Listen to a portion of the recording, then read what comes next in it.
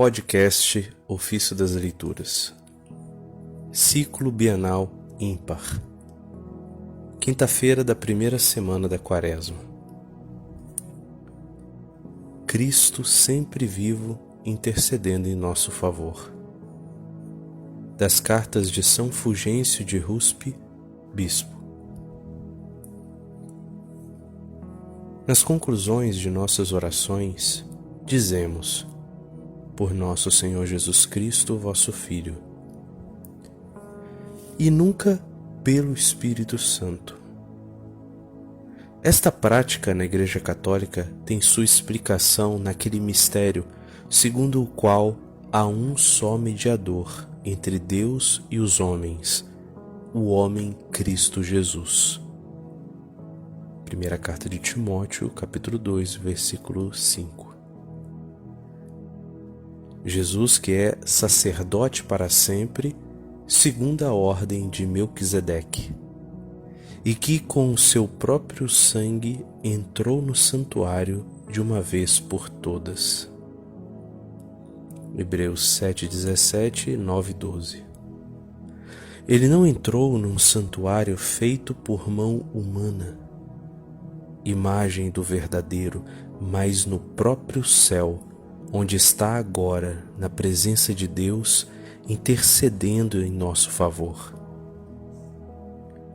Ao considerar este ofício sacerdotal de Cristo, o apóstolo diz: por meio de Jesus, ofereçamos a Deus um perene sacrifício de louvor, isto é, o fruto dos lábios que celebram o seu nome.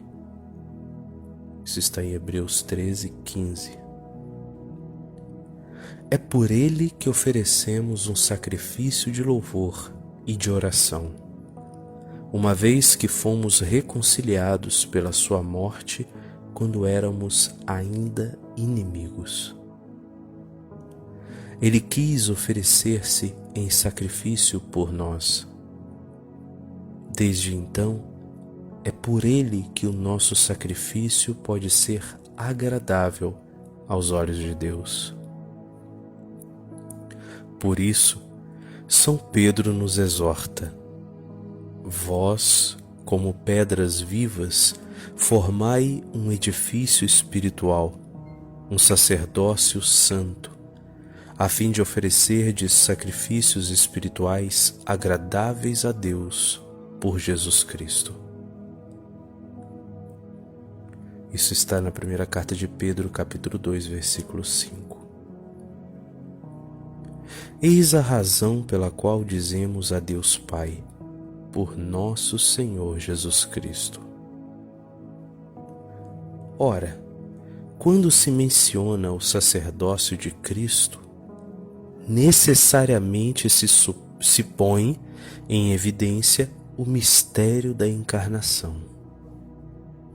Nele, o Filho de Deus, existindo na condição divina, despojou-se a si mesmo, assumindo a condição de escravo, na qual humilhou-se a si mesmo, fazendo-se obediente até a morte, tornando-se pouco inferior aos anjos, permanecendo, contudo, na sua divindade igual ao Pai. O Filho tornou-se inferior na medida em que se fez semelhante aos homens. Humilhou-se quando despojou-se a si mesmo, assumindo a condição de escravo. A humilhação de Cristo é seu despojamento. E o seu despojamento não é senão o ato de assumir a condição de escravo. Enquanto permanece em sua condição divina, Cristo é, portanto, o unigênito de Deus, a quem, juntamente com o Pai, oferecemos sacrifícios. Mas enquanto assume a condição de escravo, torna-se sacerdote, por meio do qual podemos oferecer um sacrifício vivo, santo e agradável a Deus. Na verdade, este sacrifício nunca poderia ser oferecido se o próprio Cristo não se tivesse oferecido em sacrifício por nós.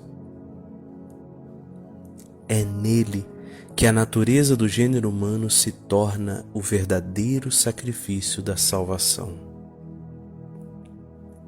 Assim, ao afirmarmos que nossas orações são oferecidas por nosso Senhor, eterno sacerdote, reconhecemos nele a verdadeira carne da nossa natureza.